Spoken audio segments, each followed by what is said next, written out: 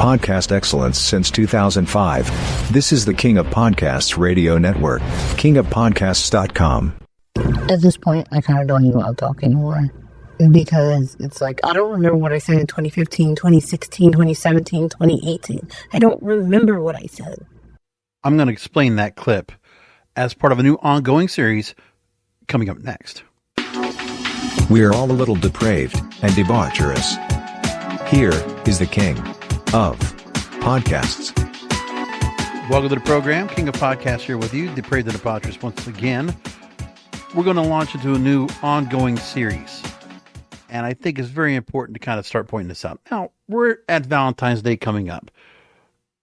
And what prompted me to go ahead and do this episode tonight is the fact that I can't tell you how many times a girl that friend zoned me, that I was still interested in, I would still try to randomly reach out to and send a message for Happy Valentine's Day or Happy Easter. Sometimes it was a holiday. Maybe there's a reason to kind of spur things up. And I tried. And there's one girl that I haven't talked about yet. I mean, I'm going to go back into some of the other girls that I've talked to about being friend zoned.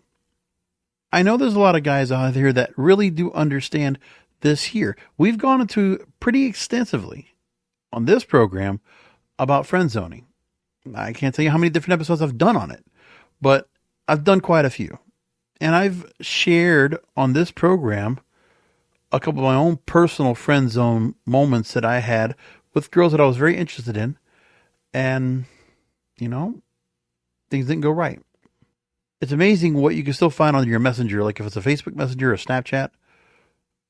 And so I have one girl that's not going to be able to go ahead and be someone I can actually go through everything tonight because there's so much material to cover and so much to analyze as to what happened here.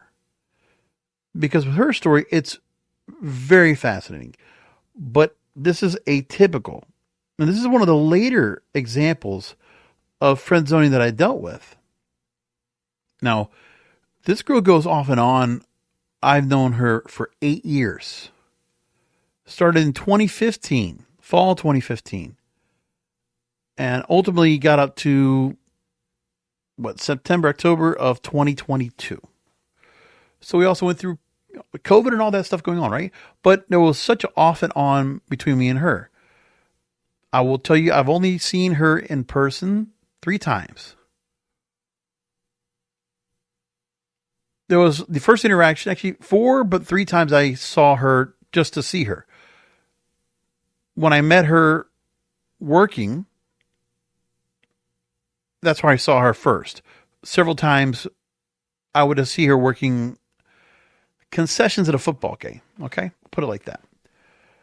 And when I kept going to these home football games, I kept seeing her. Okay. And then I got in touch with her. I actually got the nerves to go ahead and ask for her number. Found her very attractive. I did get together with her and we did have basically a one-night stand. And that was it. I've always wanted to have more. And at the time I knew her, I thought she wanted the same thing. I thought everything was very mutual and very enjoyable for both of us. But that wasn't the case. But yet I would still keep trying to kind of rekindle things because that was just in my nature. And so I tried this. Now, if this is 2015, okay, I was in my 30s. And this girl, when I met her, I didn't know at the time, but she was 18 or 19, I believe. So that moment, again, going up through 8 years into her mid 20s that I got to know her. Now, of course, King of Podcasts, hey, red flags all over the place. First of all, it's going to be the type of girl that I've always been going after, that I've chased after for years. That was always the wrong type for me. It was never the person I was supposed to be with. On top of that, it was always the matter of way too young. Why are you not with somebody else your own age? I understand that part, but I still have the problem that I did not do well dating in high school at all. I did not date in high school. And again, I've been chronically single, no kids, never married. When you've heard me here on this program, you've heard me talk about that. And one of the reasons I even brought this series together was because I wanted to try to understand everything I've learned so far from the time being apart. Take it from a psychological lens, take it from a social, cultural lens, and just try to understand things. And this girl was one of the most confusing that I had. But again, this is on her emotions. Plus, she also did not want to open up. And no matter how slowly I would try to work things up, it's just the way that I have things going. Now, I took all the transcripts and whatever, all the information I had, all the dialogue that I had with her, which was on Messenger, Snapchat, and text. Text messages going back to 2015. And for several years, we talked there. And then I talked to her on Facebook Messenger or Snapchat, one or the other, up until 2023. Now, I want to go ahead and just take what I got from AI, because I actually put through Gemini everything I put in here about what was going on with her and why I couldn't get things together. Now, for the sake of conversation, I'm going to refer to her as K. Letter K, and that's it. So now, where I want to go in the beginning is this. There's a lot of details I got off of here when I went and had the AI system generate everything that was going on with this. So they broke down my conversations with Kay into a number of different things. First of all, they summarized what happened with me and her. They described their conversations as a whirlwind of emotions, ranging from tender confessions and playful banter to frustration, accusations, and ultimately a sense of resignation.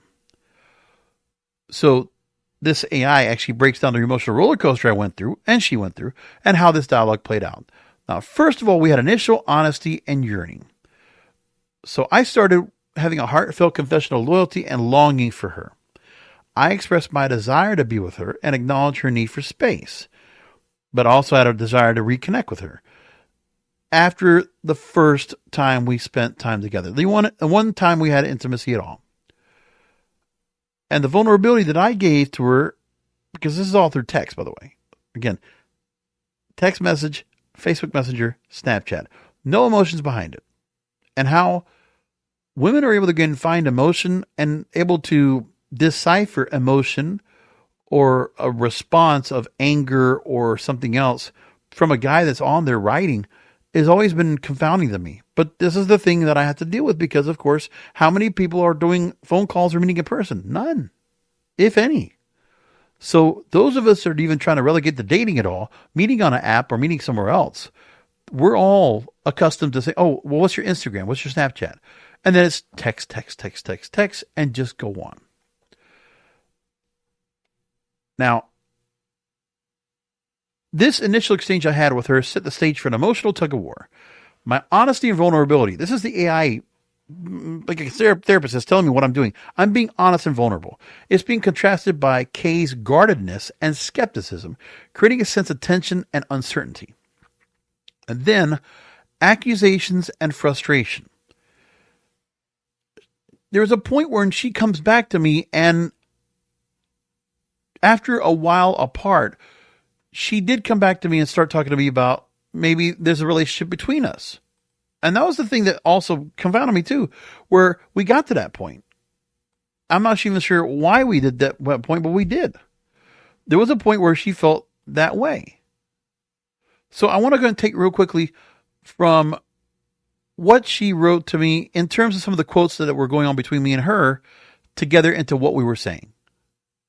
Now, the kind of things she would send to me, because remember, when she wrote to me at all, very short.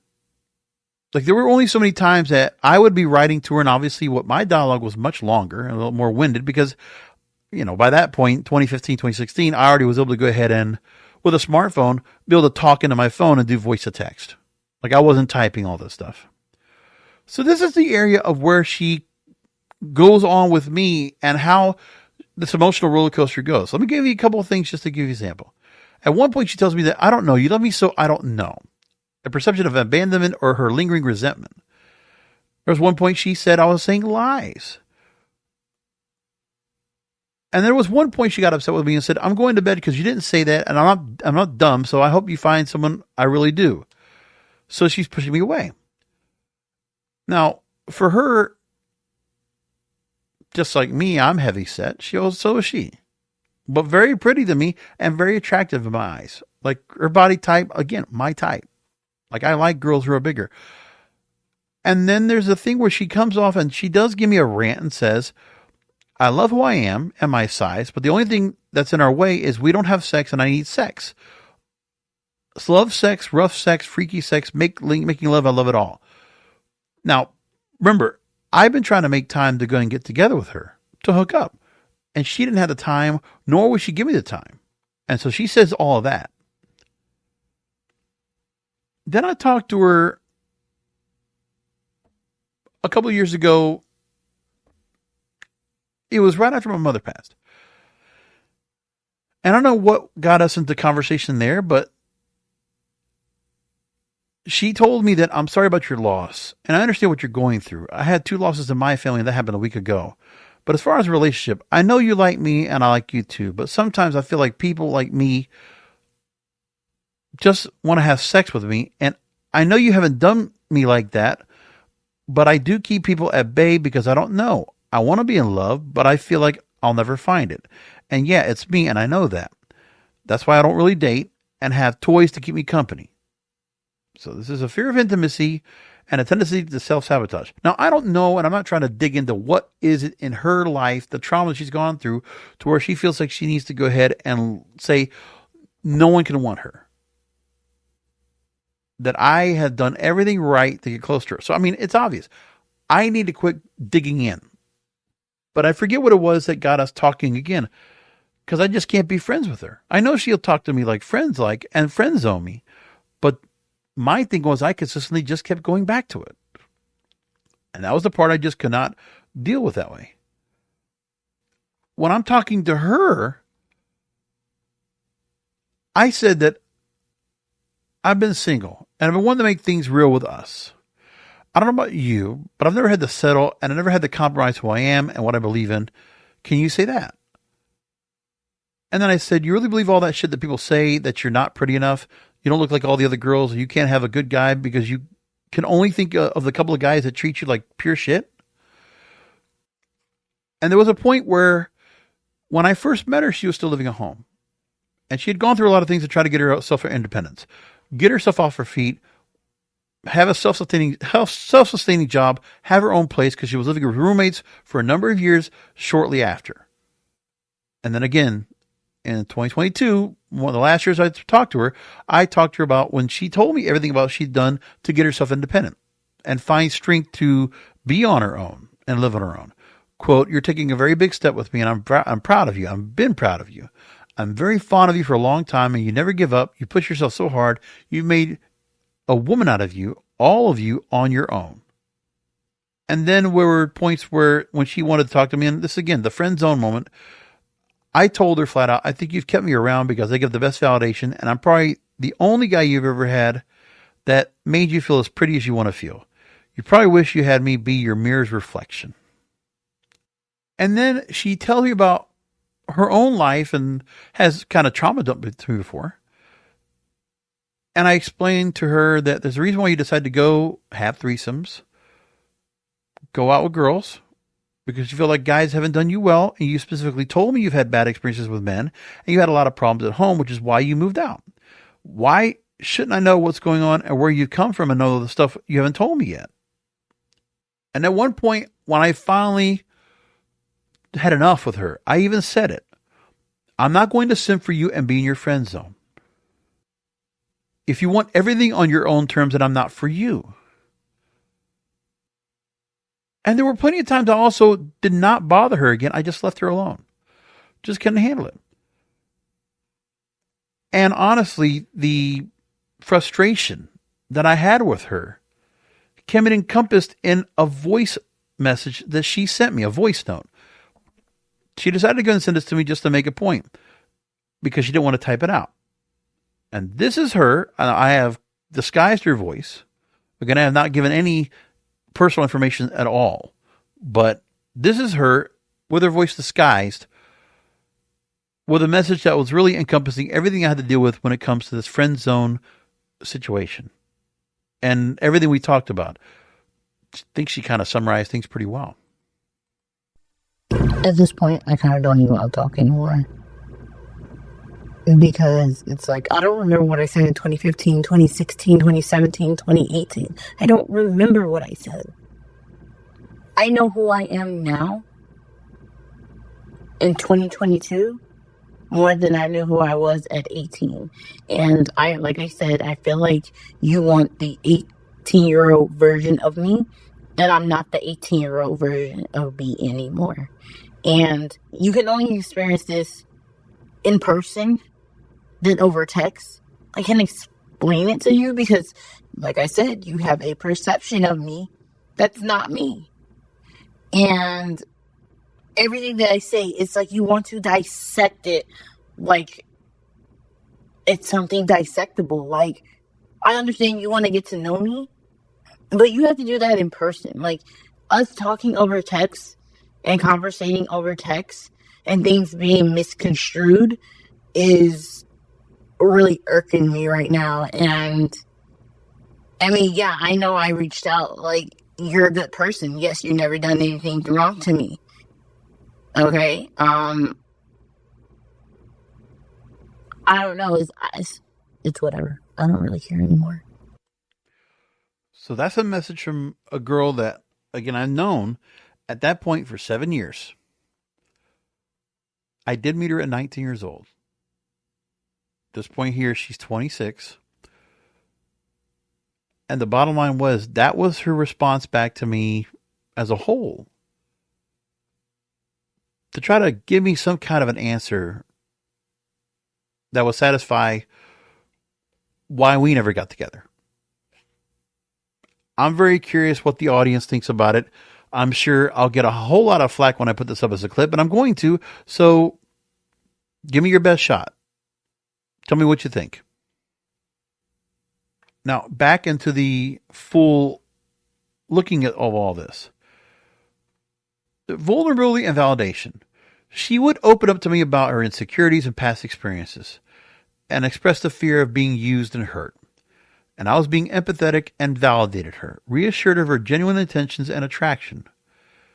And I tried to reminisce about the one intimate encounter I had with her and reiterated my desire to be with her. So, vulnerability and connection. She was willing to share her fears and insecurities and allowed me to offer support and reassurance. And I expressed attraction and desire for connection, creating a sense of hope and possibility. Now, this is me at an older age, knowing what I know. Okay, like at this point in my mid-30s, I'm still trying to approach her. And this is me still trying to approach her like any other woman. I was still in the chase. Now, I wasn't really in any serious relationships at this point, or anything that really attempted to be a serious relationship. Like, by this point, I was already given up. Like, seriously, 2014, 2015 was the last time I really let myself get into any kind of what could have been a relationship. I just didn't.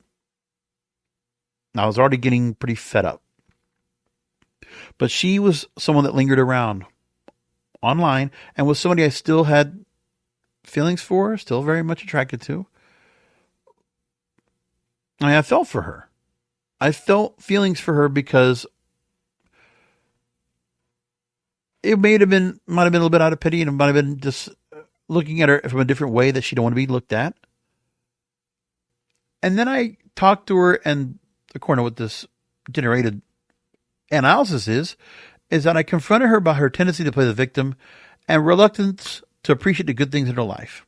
She pushed back at me, defended her experiences, expressed frustration with my lack of understanding. And we were both misunderstood and unheard. The confrontation revealed a fundamental difference in perspective. My desire to move on from her past and embrace her strengths clashed with her need to acknowledge and process her experiences. Yeah, I guess I was trying to bring her back where she was. And when she says, I wanted her to be the girl I first met, absolutely. Absolutely. I wish things could have just gone where they were at that time because we were in a good place. But the disconnection which she chose to do because she wanted someone else, something else, whatever it wasn't me. Okay. But she did come back to me several times. Let's put it like that too. And the one thing is that because of her insecurities, it was always a matter of how she felt beautiful. If she didn't feel like she was. And one of the things I brought up to her as to why she reached out to me after a while was that she reached out to me because of cuffing season. Because it was around September that she reached out to me, the very last time we started talking back to each other. She denied it. And then the conversation between me and her shifts to her bisexuality. And she has a desire to explore and be adventurous. And I understand where she's coming from. I support what she wants to do. And I also acknowledge the challenges of navigating a non-monogamous relationship. And then she highlights her evolving sexuality and desire for experiences beyond a traditional monogamous relationship.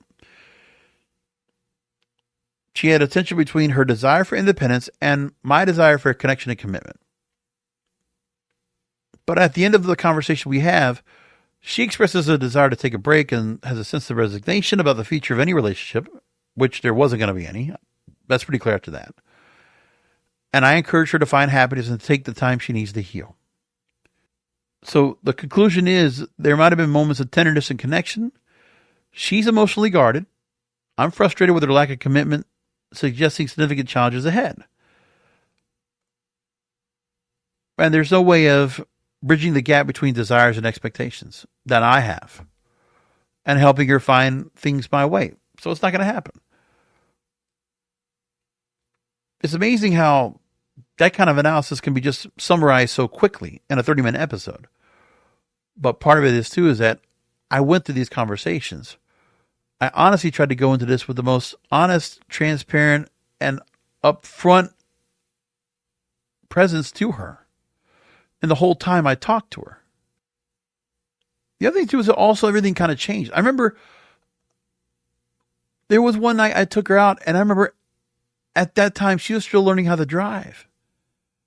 And I did take her to go try to do driving license. I actually was going to let her get my car and try to practice driving. That's how far gone it was. And then we move along, and we just had playful back and forth at the beginning. And all that was fine. Like the first couple of years I knew her into November, she told me about she had changed due to different jobs and all that always kind of happened too. And where she was staying with and who she was with. Like we had just decent banter. But again, I was just looking at friends with benefits. With her, the initial intent was friends with benefits. It was. But I'm always going to be a little bit more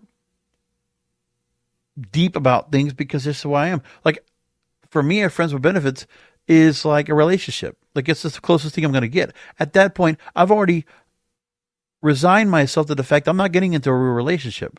But the enjoyment of having someone that I can be with would be different.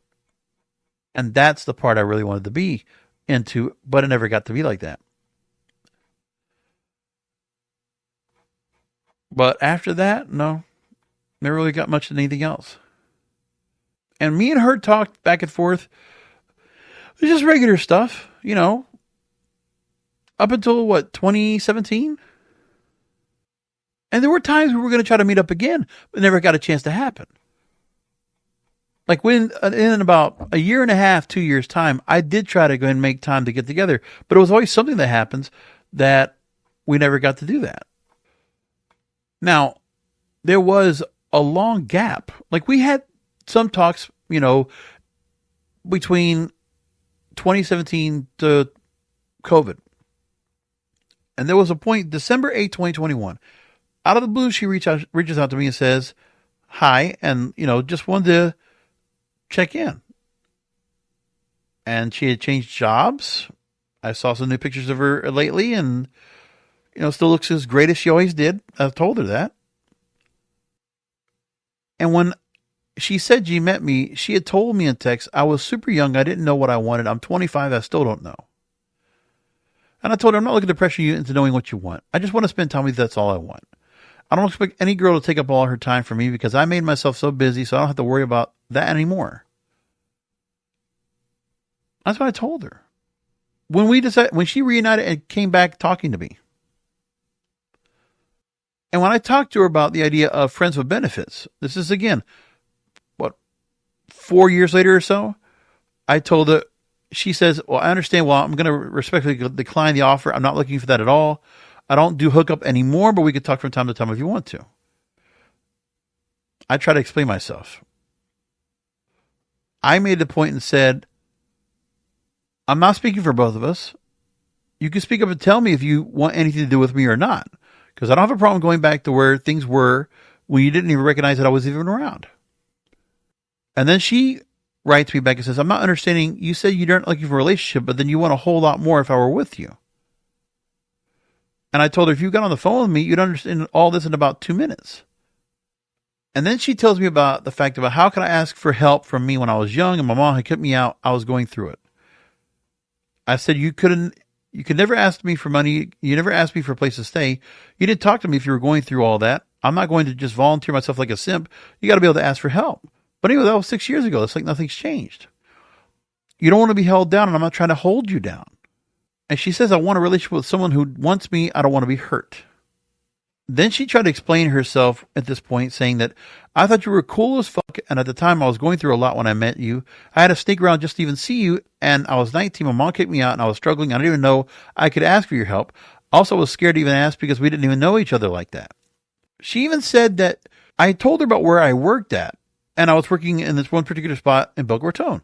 She says she actually went to the spot that I worked at a few years back, but said she wasn't there. She'd looked for me, and she had mentioned, and you know what? I think I was right. I did have her meet up with me, and I think I did bring her to the office at one point. Again, only was a couple of times I got to spend time with her, and that was it. And I asked her what made her want to come look for me at the time. She says I was with a guy who said he loved me, but we had problems, and I was close to your office and I needed someone to talk to. Oh.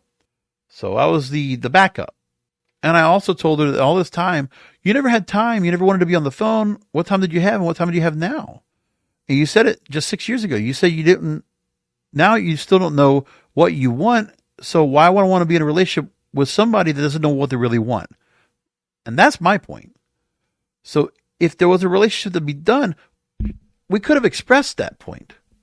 But it never happened. And she never said anything to me, so I'm going to just go on what my own intuition is. She says he was in a two-way relationship when she talked to me that she had just gotten out of. She was treated like shit. And I wish you were at work to save me, I guess was. She was in an abusive relationship. And she says, I know what I want, but my heart and soul are not ready. And then she makes the point and tells me, oh, we're still living together. So she's reaching out to me because she wants a way out. She wants a safe space to get out of what she was in. And honestly, going back into these messages again, I should have noticed what a fucking dumpster fire I would have gotten myself into if I did. And I almost did it because I was really interested in her. Think about that. And me, I was a simp. I told her that at the time when I first met her, I noticed all you saw me for was just a hookup back then because you weren't ready for anything else. I said it would take so much of yourself to live up to what I deserve to have in my life and a woman in love and relationships, but I'd still give you a chance. I'm still reading what you're writing. Go ahead and explain yourself. You have my attention. I'm going to stop writing and let you say what you want to say. And she didn't want to. And then she tells me, you don't want me now. I'm all broken on the inside. I'm not what you needed. She asked me what more did I like about her besides her looks. And I explained it to her. And then she explains after I told her about the fact that she wasn't looking for anything else. She said at the time I wasn't mature enough for the relationship, and that's on my part. And I said, that's why I pulled back. I did because I wasn't going to push you into something you didn't want, and I didn't want to hurt you. And then she tells me, I'm not sure to believe this or not, but she told me when I met her, I was young and new to everything. And at that point in my life, I was still a virgin. So I didn't know what I know now. I was low-key scared at that time to open up and low-key nervous. Yeah, we never went all the way. I will say that. And I told her, I don't need to be stressed out. What I do to make a living and what I do in my life is what I want. I'm not answering to anybody else. I haven't had to. And so for me to go and give up that freedom for the right girl, that girl better be amazing. And at that time, there's been other girls I tried to chase when you didn't want me or when I think you didn't want me. This whole time I'm trying to chase other girls that look just like you. I kept chasing after somebody that maybe this time wanted me back. But all I noticed is all these girls in other parts of the USA, and I had to fly them here or so if that was the case. And then she talked about, well, maybe we can go ahead and just talk and hang out, maybe have dinner or lunch, and you and I can rekindle with each other. And she says, it's just right now, I'm emotionally not ready for a relationship right now. That might change once we hang out and start enjoying each other, our company. And I told her we're not going backwards. Let's go and start going out with each other again. I still want to be intimate because you opened that door for me. I don't want to have sex with you, but I want to be able to kiss and make out with you and be able to play with each other again like we did. It'll be healthy for both of us. I felt like she didn't need to be loved in a courtship. She needed to be filled and loved like a woman. But that's where we are now. It's like, all right, well, I'm not going to get anything out of this, and I'm not going to convince her at all. And I put 6 years into it. And nothing came of it. And when I got to the point here, I was just like, you know what? You had all these different ways to reach out to me, just like I did all this time, regardless of the phone. I've done more than my share of chasing and pursuing you. I have nothing else to prove to you. You either want me or you don't. That goes for any girl I was talking to. And if she says, well, I guess this is the end. I'm sorry, I'm not what you need. And I can expect that. And I told her, we're only talking about you and your feelings and your experiences. Nothing about mine. So who's being selfish? Because she says she's not being selfish. Well, and for whatever reason, the last thing I wrote to her was, you know where to find me if you ever change your mind. Still like a joke. I don't know why I just kept letting myself just get caught up in that. But do you see where the dialogue went? And how when you are in a situation like mine, where you're single for a long time and you feel lonely all the time, I have to really find things to do to keep myself from the point of just being blanket and just saying to myself, I'm alone. No, I haven't felt love. I don't know what it's like. And at this point, I'm not trying to approach girls. Nothing like that. I'm not going after a girl like her. And it's like, look at all the stuff she was going through. And there was a chance if things would have just started off and kindled at the beginning, but I should have known better. Man, so many times I put myself in a bad spot. Now, I didn't get ultimately hurt from this, right? This was just conversation. My thing was disappointment and frustration. I know that for sure. It sucks. I still see pictures of her. I still see her online. She's still beautiful. And, she still looks just as good as I first remember her. There's always that. But like I said, just not good for me. Not good. Red flags all over the place. I'm pretty positive. If I even talk to her again, she still doesn't know what she wants. And it still doesn't matter. I'm not trying to pursue. I've closed that chapter. And the one thing that was good for me tonight to do this on this program was to talk about it. It's cathartic. I like the chance of doing these programs just to open up about it. And listen, for those of you listening on the YouTube and you catch the story or wherever else you're finding it, if you're finding this on audio, look for the episode on YouTube at King of Podcasts and go there. And if you have any comments you want to leave there for me, feel free to do so. Look, blast me, whatever you want to do. Go ahead and do it. I want to hear it. I deserve it. Okay. If I deserve blowback for what I did and how I approach things, let the comments run free. Let them flow. Because it would be nice if we can talk about this next week and get a lot of comments and just get what people or their take is on all this. But I hope all of you would have listened to the whole conversation and understand where I'm coming from. Because I will say this, that was the best version of me trying to be upfront and transparent and trying to be potentially a boyfriend or something more. I really did try. But man, it was the wrong girl, the wrong receiver. And I don't know what else to do.